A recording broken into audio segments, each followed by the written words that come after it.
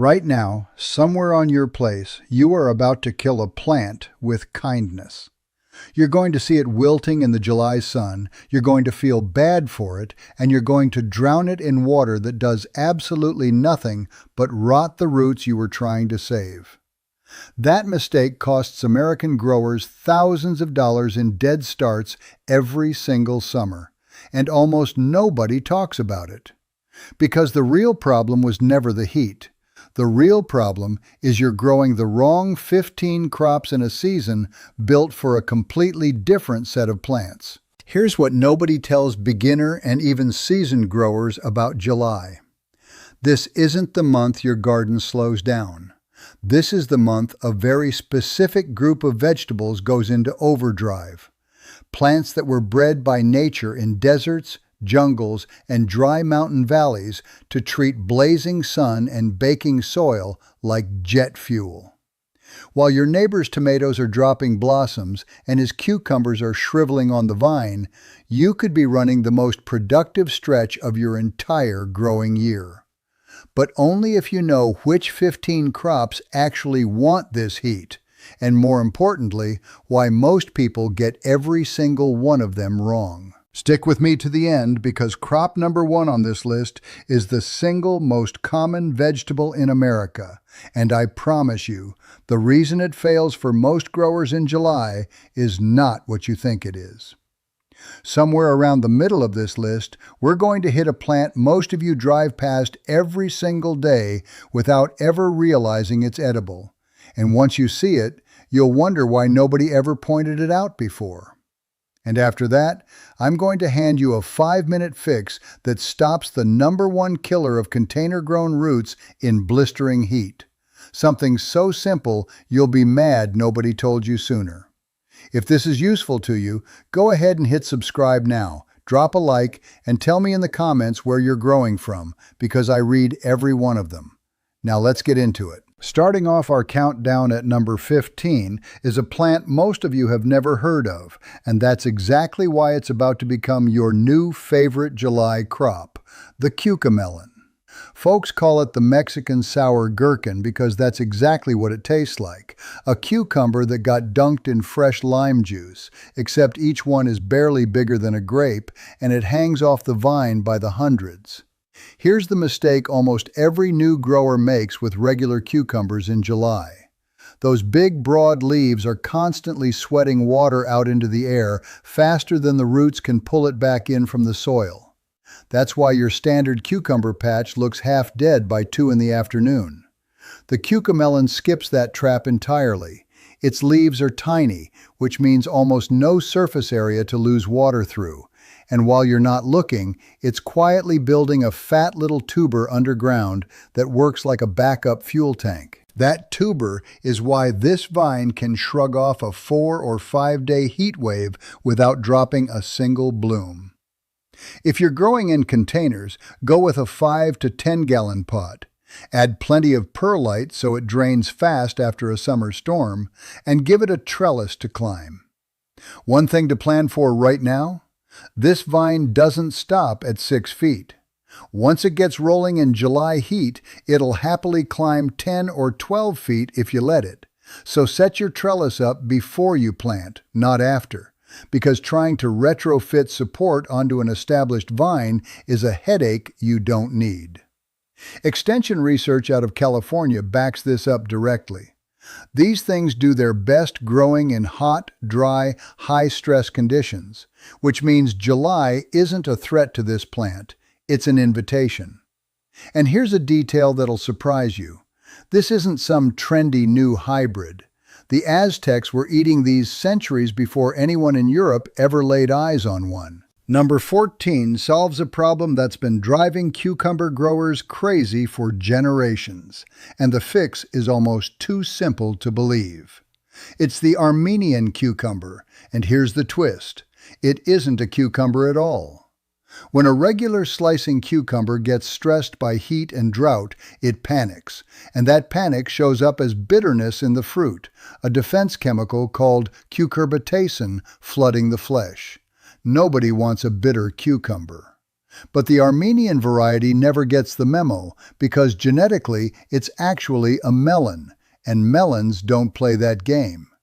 It's coated in a thick, waxy layer that locks moisture in and bounces harsh UV rays right back off the leaf surface like a built-in reflective heat shield.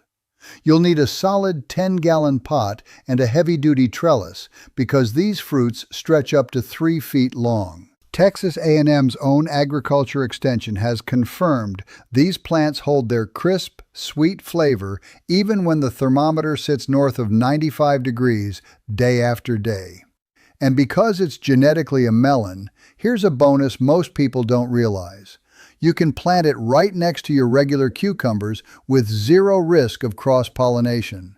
No mutant hybrids, no surprises. At number 13, we've got a plant that's basically running its own internal air conditioning system, and it might change the way you think about your patio or high tunnel completely. The Luffa Gourd. Most folks only know the dried, scratchy version sitting in their shower. What almost nobody realizes is that harvested young, it's a tender, mild summer squash used constantly in Asian cooking. Here's the biology that makes this thing explode with growth in July heat. Its internal water-carrying vessels are unusually wide, wider than almost anything else you'll grow, which means the roots can haul huge volumes of water up into the leaves in seconds flat. That rapid water movement lets the plant transpire aggressively and actually cool its own canopy while the sun is baking everything around it. Give it a real 15-gallon container, the sturdiest trellis you own, because this vine will run 20 to 30 feet if you let it. And keep feeding it compost because the root system eats like it's starving. Timing matters more than anything else with this one. Pick the fruit when it's young, 6 to 8 inches, still bright green and soft. Wait too long and it turns fibrous and bitter overnight, useless in the kitchen, only good for the eventual sponge. North Carolina State's horticulture researchers note that Luffa actually needs that blistering heat and long daylight to trigger heavy flowering in the first place. Miss the heat, miss the harvest. And here's a fact that'll stick with you. During World War II, the U.S. Navy used dried loofah fiber as an oil and water filter on steam-powered warships.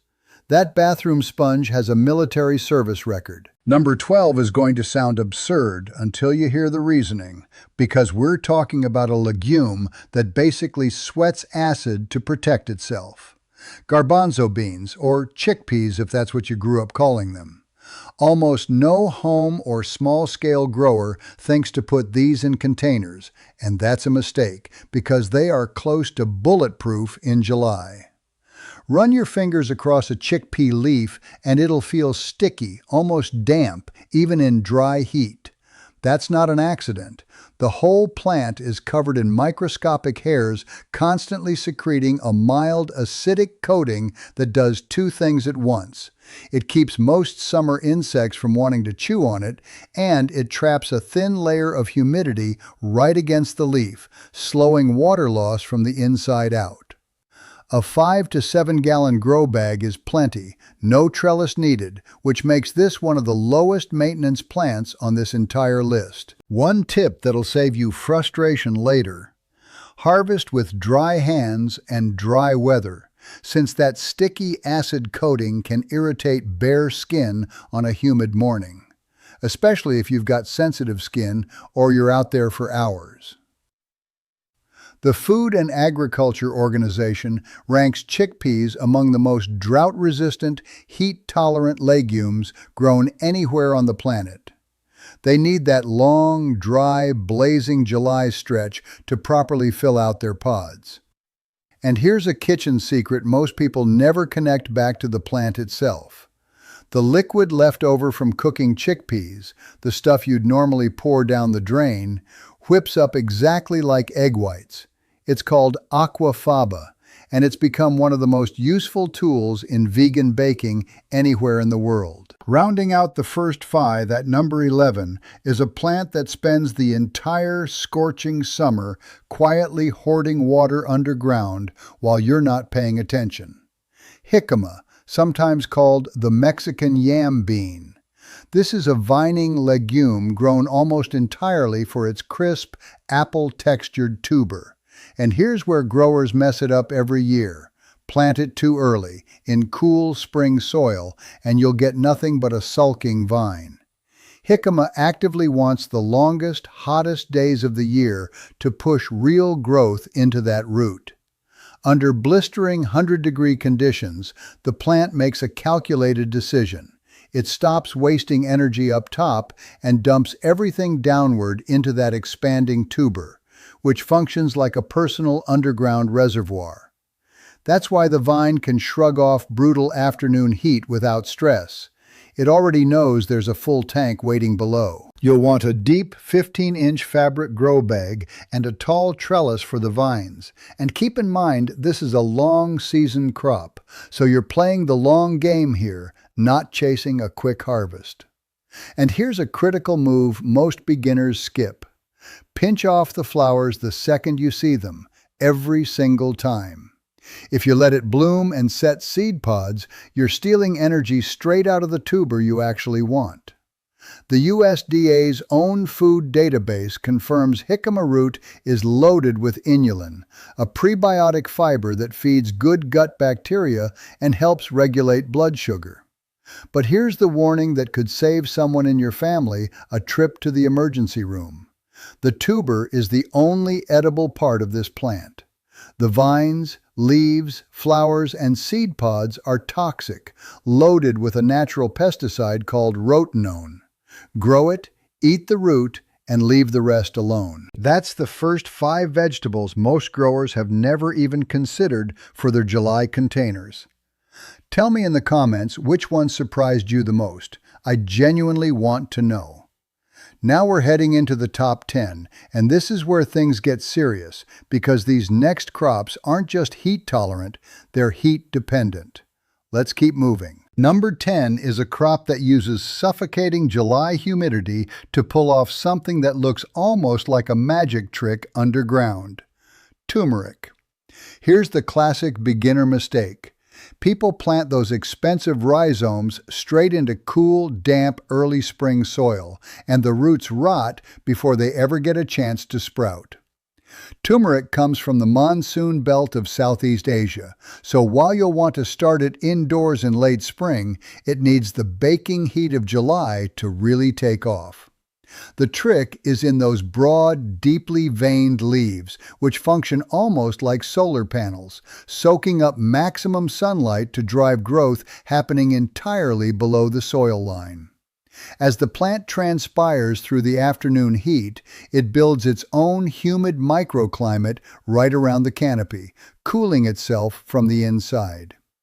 Use a wide, shallow container, 15 to 20 inches across at minimum, because the rhizomes spread sideways, not down, and keep that soil rich and consistently moist. University of Hawaii researchers have found that turmeric hits its peak concentration of curcumin, the compound behind its anti-inflammatory reputation, specifically when it's grown through long, intensely hot summer days. Skip the heat, and you're shortchanging the medicine. Here's a fact that connects this plant to centuries of history. That same vivid yellow pigment has been used for thousands of years as the traditional dye for the saffron orange robes worn by Buddhist monks across Southeast Asia. At number 9, we're tackling one of the most frustrating problems in all of vegetable growing, and the fix has been sitting in plain sight the entire time. Bush lima beans. Here's the gut punch every grower has felt. Your regular green beans look gorgeous. Thick, healthy foliage, plenty of blossoms, and then July hits and every single one of those flowers drops off without setting a pod. That's not bad luck. High nighttime temperatures physically sterilize standard bean pollen. It's a biological dead end, and there's no fixing it once it happens. Lima beans flip that script completely because they evolved in the punishing heat of Central America, and their pollen is built to handle hot, muggy nights. Where your green beans are failing, lima beans are just getting started. On top of that, even the compact bush varieties send down a surprisingly deep taproot that reaches moisture other shallow-rooted plants never touch. A deep 5-gallon fabric grow bag handles that taproot just fine. Penn State's Extension Service specifically recommends bush limas as one of the most reliable midsummer legumes there is, because their thick, waxy leaves resist wilting exactly when everything else around them is struggling. And here's something wild. When caterpillars start chewing on lima bean leaves, the plant can actually detect the insect's saliva and release an airborne chemical signal that calls in parasitic wasps to come hunt the caterpillars down. Your bean plant is running its own pest control hotline. Number 8 might be the single most efficient plant on this entire list because it's manufacturing its own fertilizer while you sleep. Edamame, or soybeans if you're growing them for the whole pod. Planting these in the dead heat of July isn't a compromise, it's the ideal window, because edamame doesn't just tolerate heat, it uses that heat to outpace almost everything else in your containers. Down on the root system, these plants host colonies of rhizobium bacteria living in small nodules, and those bacteria are doing something remarkable. They're pulling raw nitrogen straight out of the air and converting it into usable plant fertilizer right there in the soil. That means even if your daily July watering is flushing nutrients out of the potting mix, the plant is still feeding itself from below. A wide 10-gallon container can hold several plants packed in tight, giving you a dense, productive little edamame patch. University of Illinois research shows that edamame planted during peak summer heat actually accelerates through its vegetative growth stage, which means you're harvesting tender, protein-packed pods faster than you'd expect. One more thing most people miss, because those root nodules are doing the fertilizing work for you, dumping on extra nitrogen fertilizer this time of year usually backfires, pushing the plant to grow more leaf than pod. Let the bacteria do their job and save your fertilizer budget for a crop that actually needs it. And here's a nutritional fact that surprises most people. Edamame is one of the rare plant foods that qualifies as a complete protein, containing all 9 essential amino acids your body can't produce on its own. Number 7 takes an old standby, bush beans, and gives it a timing twist most growers never try. Where pole beans tend to struggle and drop blossoms in peak July heat, compact bush bean varieties can be planted directly in the middle of summer and still deliver a massive autumn harvest. Here's why the timing works in your favor. Because the container soil is already hot, seeds you plant now can break the surface in as little as 3 to 4 days, way faster than a cool spring planting. But there's one move that separates a mediocre harvest from a huge one, and it's a step most beginners skip entirely. Coat your seeds in a bacterial inoculant powder before you plant them. That single step supercharges early root development, letting the plant establish fast and push out a strong flush of pods before the worst of the heat can stress it. A 5-gallon pot comfortably holds 3 to 4 plants. Cornell University crop studies show that planting into already warm July soil dramatically speeds up the bush bean's growth cycle, delivering a concentrated, all-at-once harvest in under 50 days, compared to the slower crawl of an early spring planting. And here's a piece of history worth knowing. Beans were one of the 3 sisters in traditional Native American agriculture, working alongside corn and squash, because legumes pull nitrogen from the air and bank it in the soil, feeding the crops planted around them. Number 6 is a Mexican staple that's building its own personal greenhouse around every single fruit it produces, the tomatillo. Plant this one in cool spring weather and it'll sit there stunted and sulking for weeks. It needs serious July heat to kick into its sprawling, vigorous growth phase. Here's the clever part of its anatomy. That papery husk wrapped around every fruit, called the calyx, is doing double duty as both a shade sail and a humidity dome. While a regular tomato is getting scorched and cracked by direct July sun, the tomatillo's fruit sits protected inside its own private microclimate, shielded from UV damage and locked in moisture. You'll want large 10-gallon pots to handle the sprawling branches, and here's a rule you absolutely cannot skip. Plant at least 2 tomatillo plants side by side. And here's how you know a tomatillo is actually ready to pick, since the color trick that works on tomatoes won't help you here. Wait until that papery husk splits open or turns from green to a light tan. That's the plant telling you the fruit inside is fully sized and ready. They're self-incompatible, meaning one plant alone will throw hundreds of flowers and produce exactly 0 fruit without a second plant nearby to pollinate it. University of Illinois research confirms that tomatillos grown in hot summer containers with a pollination partner become extremely prolific. And here's something that'll surprise you. Archaeologists have pulled fossilized tomatillos out of the ground in Mexico, proving this crop was cultivated by the Aztecs and Mayans before the common tomato was ever widely domesticated. You've made it through the top 10, and I want to know, are any of these already growing on your place? Drop it in the comments. Now we're heading into the top 5, and I promise you, the final crop on this list is going to change how you think about your entire July growing season. Number 5 solves the single biggest complaint about summer salad greens, and it does it by looking like it's covered in tiny diamonds. New Zealand spinach. The second real July heat sets in. Your standard lettuce, arugula, and spinach bolt, turn bitter, and die off fast. New Zealand spinach steps into that gap, using a trick most gardeners have never even heard of.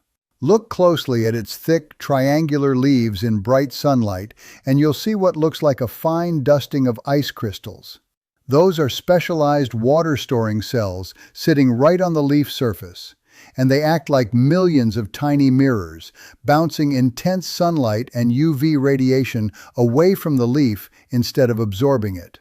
That keeps the inside of the leaf cool and hydrated, even when the plant is sitting in full blazing sun. An 8-inch deep pot or a hanging basket works perfectly, since this plant loves to trail and sprawl over the edges. Harvest it the same way you'd harvest a cut-and-come-again lettuce. Snip the outer leaves and let the center keep pushing new growth, and you can be picking fresh greens off the same plant clear through September. Cornell horticulture research confirms this crop is essentially immune to the heat-triggered bolting that wipes out regular spinach in July. And here's a piece of history that connects this plant to survival at sea. Captain James Cook's crew foraged this exact plant off the coast of New Zealand in the 1700s and ate it specifically to fight off scurvy on their voyage. Number 4 uses pure vertical architecture to physically escape ground-level heat, and it's one of the smartest moves you can make on a hot patio or high tunnel. Pole beans, especially heat-tolerant heirlooms and Asian yard-long varieties. Here's something most people never think about. Your concrete or wood surface might be sitting at a scorching 110 degrees. But just a few feet up in the air, temperatures drop noticeably and breezes start moving. A tall, sturdy trellis lets pole beans climb straight up into that cooler, better ventilated air, which keeps the whole canopy from turning into a breeding ground for powdery mildew and other fungal problems that thrive in stagnant, humid heat at ground level. You'll need a solid 10-gallon container just to anchor the trellis against summer wind. University of California research notes that these climbing beans use unbroken July sunlight to fuel rapid vertical growth. And as a bonus, that tall green wall can actually throw a cooling shadow over the rest of your more vulnerable container plants. Free food and a free sunshade in one plant. Here's the mistake to avoid, though. Don't crowd 4 or 5 plants onto one flimsy trellis and expect it to hold. A loaded pole bean vine gets surprisingly heavy by August, and a trellis that tips over in a July thunderstorm takes the whole harvest down with it. Anchor it early, anchor it heavy, and you won't be out there in a rainstorm trying to save your own dinner. And here's a strange little fact worth knowing. No matter where on earth you plant them, pole beans always twine counterclockwise up a trellis, every single time, without fail. Claiming the bronze medal at number 3 is a plant that treats scorching hot potting soil like an ignition switch. Summer squash, your classic zucchini and yellow crookneck. Most growers plant squash in early spring only to watch it sulk against cold, wet soil while pests move in early and do serious damage. Here's the fix almost nobody uses. Plant a compact bush variety squash right in the middle of July instead. Because the soil is already at peak summer temperature, the roots expand instantly with zero transplant shock, and the plant rockets into its vegetative growth phase almost immediately. You'll need a real 10 to 15 gallon container to hold enough water for those big leaves. And if you notice plenty of blossoms but nothing setting fruit early on, don't panic and don't assume something's wrong. Squash plants throw male flowers first, sometimes for a week or two, before the female flowers with the tiny fruit already swollen behind the bloom show up. Give it time before you start troubleshooting a problem that isn't actually there. Purdue University Extension reports something genuinely useful here. Squash planted in midsummer grows fast enough to actually outrun the life cycle of the destructive squash vine borer. Because by delaying your planting, you let that first devastating generation of pests die off before your plant is even in the ground. That's a pest problem solved by timing alone, no spray required.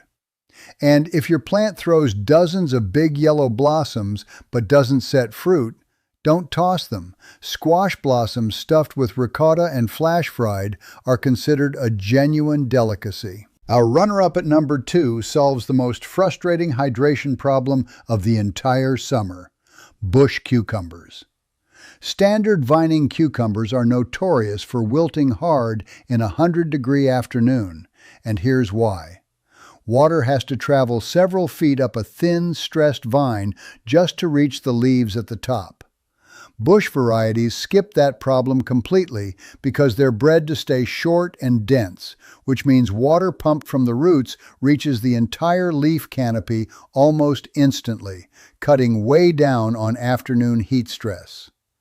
Growing them in a deep 5 to 10 gallon container also lets the roots dive down into cooler, moister soil, insulated from the baking surface heat above. Harvest constantly, because the more you pick, the more the plant produces, and if you let even one fruit go yellow and oversized on the vine, the plant reads that as mission accomplished and slows down production almost immediately. University of Georgia Extension research confirms that compact bush cucumber varieties show significantly higher survival and fruiting rates during peak heat waves compared to their sprawling vining cousins. And here's a fact that explains an old phrase you've heard your whole life. Cucumber flesh is roughly 95% water, and eating one genuinely does lower your body temperature a little, which is exactly where the expression "cool as a cucumber" came from. And now, the crop taking the crown at number 1, the plant nearly every American grower already has, and the one most people are still getting completely wrong in July: bush tomatoes. Here's the heartbreak almost every grower has lived through: a beautiful, healthy tomato plant loaded with yellow blossoms that drops every single one without setting fruit, simply because nighttime temperatures stayed above 75 degrees. The fix isn't more water, more fertilizer, or more shade cloth.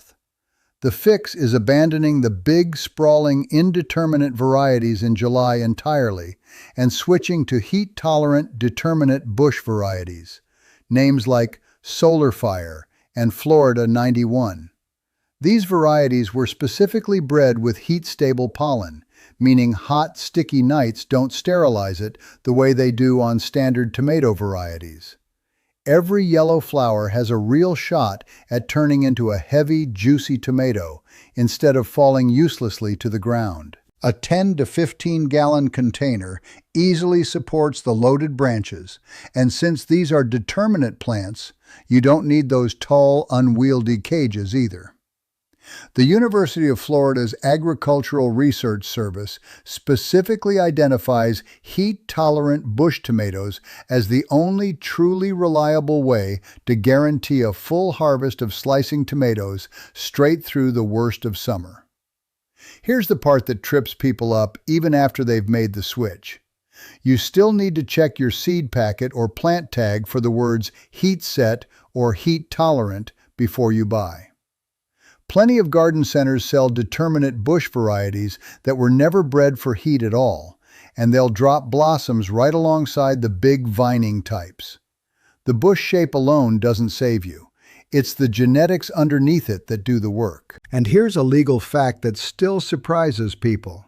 Even though a tomato is technically a fruit by botanical definition, the United States Supreme Court ruled unanimously back in 1893, in the case of Nix versus Hedden, that it counts as a vegetable, purely so it could be taxed like one at the border. Before you go plant a single one of these, I need to walk you through the fastest, most common way growers lose these plants in July, because it has nothing to do with which crop you picked.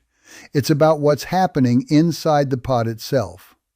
When direct July sun hits the side of a thin, dark plastic container, the soil temperature inside can spike past 120 degrees. That's not warm soil, that's roots being cooked alive from the outside in, and it will kill a perfectly healthy, perfectly chosen plant in a matter of days. Here's the fix, and it takes about 5 minutes per pot.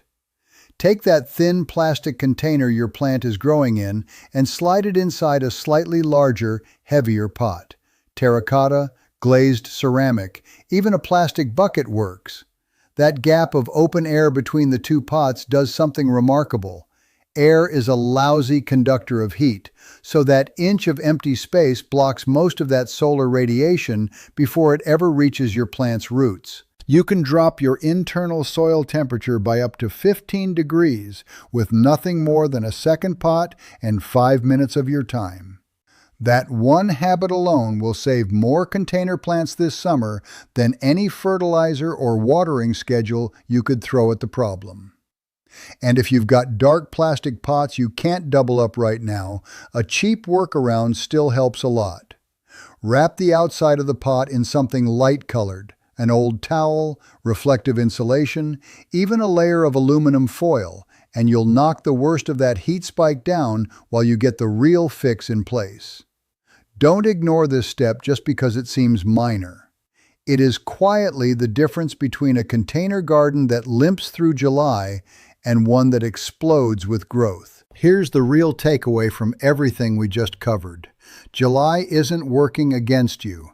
You've just been fighting it with the wrong 15 plants your whole life.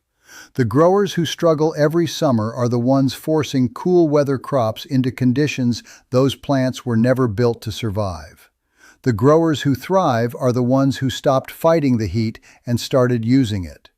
This is exactly the kind of knowledge that separates a grower who dreads the middle of summer from one who looks forward to it. And now you've got 15 crops most of your neighbors have never even considered planting in July. Pick just one of these 15 crops, get it in a container this weekend, and watch how fast it takes off compared to everything else on your place. If this video helped you rethink your summer garden, hit that subscribe button, drop a like, and let me know down in the comments which one of these 15 you're planting first. I read every single comment and I want to hear from you. And if you're heading out of town this summer and worried about keeping your containers alive while you're gone, I've got a video right on your screen right now that walks you through exactly how to keep everything watered without losing a single plant. Go check it out. I'll see you there.